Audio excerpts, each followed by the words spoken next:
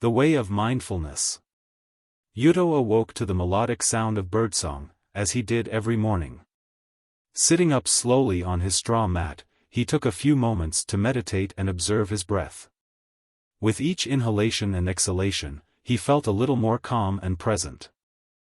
After changing into his simple gray robe, Yuto stepped outside into the cool dawn air. The sky was just beginning to brighten as the sun peaked above the horizon. Yuto paused to appreciate the hush of early morning, broken only by a soft rustling breeze.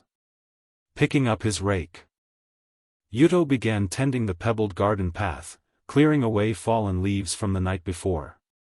He moved slowly and deliberately, smoothing the tiny rocks back into neat rows alongside the path. The repetition of the motions quieted his mind, allowing him to focus on being fully in the present. When he was satisfied with the raked path, Yuto picked up his broom and began sweeping. He swept slowly and thoroughly, noticing the feel of the wooden broom against his palms and the swishing sound it made. Layer by layer, the path was cleaned until it shone. As the sky lightened, Yuto could hear the stirrings of the monastery. The distant echo of morning gongs rang out, beckoning the monks to meditation. Chanting floated on the air like a peaceful hymn. Yuto's heart swelled with gratitude for this simple, tranquil life. After putting away his tools, Yuto joined the other monks in the meditation hall. He lowered himself mindfully onto the straw cushion and straightened into the proper posture.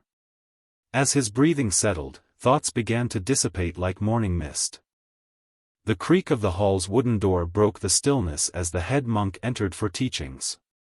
Yuto listened intently to the wisdom shared about non-attachment and resisting earthly desires.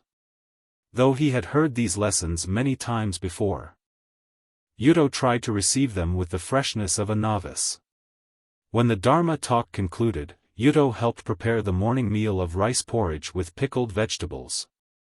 His focus stayed wholly on the food and utensils before him as he sliced and stirred mindfully. Nothing existed outside of the present moment. After eating, Yuto tidied up in stillness, scrubbing pots, wiping down counters. He noticed the warmth of the water on his skin and the smoothness of the stone countertops. Even in these humble chores, engaging mindfully deepened his insight. When his kitchen duties were complete, Yuto attended to the garden for a time, watering vegetables and plucking weeds. Kneeling in the dark, moist soil with the sun on his back was comforting. Yuto felt part of the natural world, just another humble creature tending the earth. Later, after a light midday meal, Yuto retired to his hut to rest out of the afternoon heat.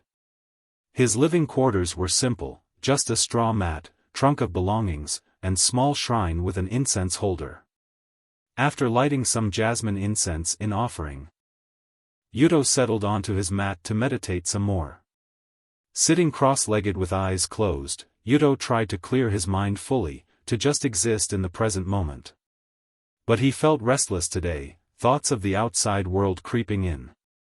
Was his family back home well? What was happening in the nation? Would he ever see his village or childhood friends again?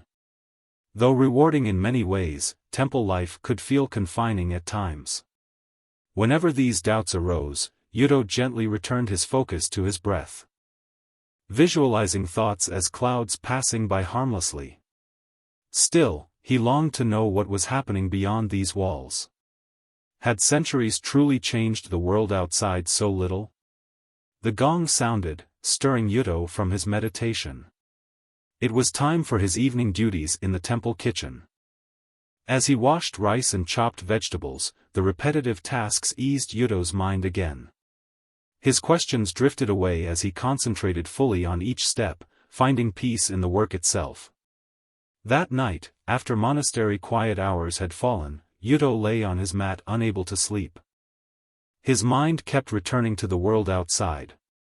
What would it be like to leave this place he had known since childhood, to venture beyond the security of routine? Before he knew it, the darkness had thinned to gray, it was nearly dawn. Feeling unsettled, Yuto got dressed and went to rake the path rather than meditate. The physical labor would settle his restless mind and tire his body enough to sleep tomorrow night. But raking did not have its usual calming effect. With each sweep of his arms, Yuto felt impatience creep in. He hurried to finish the job, then nearly flung the rake aside in frustration. This anxiety was not like him. He needed guidance.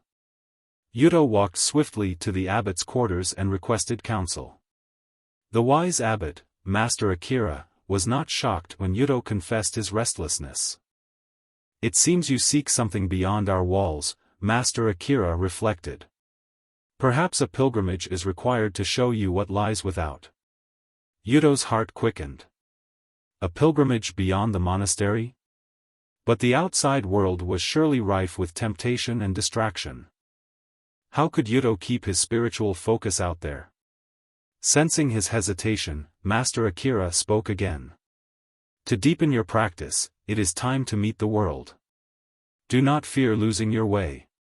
The way is with you always." Reassured by his words, Yuto bowed low in gratitude. At dawn, with Master Akira's blessing, Yuto packed a traveling bag and set off into the forest beyond the temple. Alone on the little-used path, both excitement and anxiety filled him. What would this journey bring? The first days of travel were challenging. Unaccustomed to such independence, Yuto struggled to find food and shelter. He occasionally relied on the kindness of strangers who offered a bit of rice or place to sleep. Other nights, he slept fitfully in the forest or by the roadside. Gradually, Yuto adapted to life on the road. His mornings and evenings were spent meditating and practicing mindful movement, just as in the monastery. During the day he observed all with open curiosity: merchants selling wares, farmers toiling in rice paddies, children playing games. Everywhere he went, Yuto saw people caught up in worldly concerns, complaining about work, gossiping idly, clinging to desires. It strengthened his faith in his sheltered spiritual life. How could people mired in mundane matters find real meaning? After many weeks on foot, Yuto arrived in a large seaside city. Never had he seen so many people crowded together, rushing about, so disconnected from each other and nature. Yuto was glad for the peacefulness of his monastery. But as he meandered through the chaotic city streets, a young child caught his eye. He was dressed in filthy rags, digging through trash for scraps. As Yuto drew closer, he saw the boy's eyes were clouded with infection. A deep sadness gripped Yuto's heart. In that moment, he realized how attached he had become to his lifestyle and spiritual identity. He had judged those living differently as inferior, when they were all just souls trying to find happiness. Perhaps in his own way, this child possessed wisdom Yuto lacked. From then on during his travels, Yuto focused less on the seeming faults of others and more on the kindness he could offer, assisting an elderly woman carry her load, sharing wise words with unhappy souls, giving what little money he had to those in dire need. He saw the light within them all. By the time Yuto returned home months later, he felt prepared to help guide the monastery toward greater compassion for all people, regardless of their outer lives. From the most desperate beggar to the most wealthy merchant, none were better or worse inherently.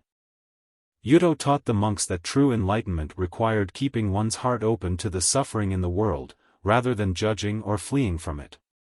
Only by connecting wholeheartedly to others could one's spiritual practice deepen boundlessly. Practicing mindfulness was but the first step of walking the way. Inspired by Yuto's example, the temple initiated outreach to the surrounding villages, providing rice to hungry families, medicine for the sick, teaching children to read and write. The monks found that service did not distract from spiritual growth, but rather nourished it. Their inward journeys blossomed beautifully outward. Though Yuto was grateful to be home, he knew he would travel again one day soon. The world had much to teach him, just as he had much to share with it. But for now, he needed only to sweep the garden path in mindfulness and open his heart in service. This was enough. This Zen story showed me that spiritual insight deepens, not by shutting out the world, but opening ourselves to it. While inward practices like meditation and mindfulness are important, true wisdom requires connecting compassionately to all beings, especially those suffering. We should not judge others' lives as inferior to the spiritual path. Rather, by walking our path humbly and offering what we can, our purpose unfolds. The story inspires me to nurture presence through spiritual routines, while also keeping my heart available to help wherever needed. Peace comes not from escaping the worlds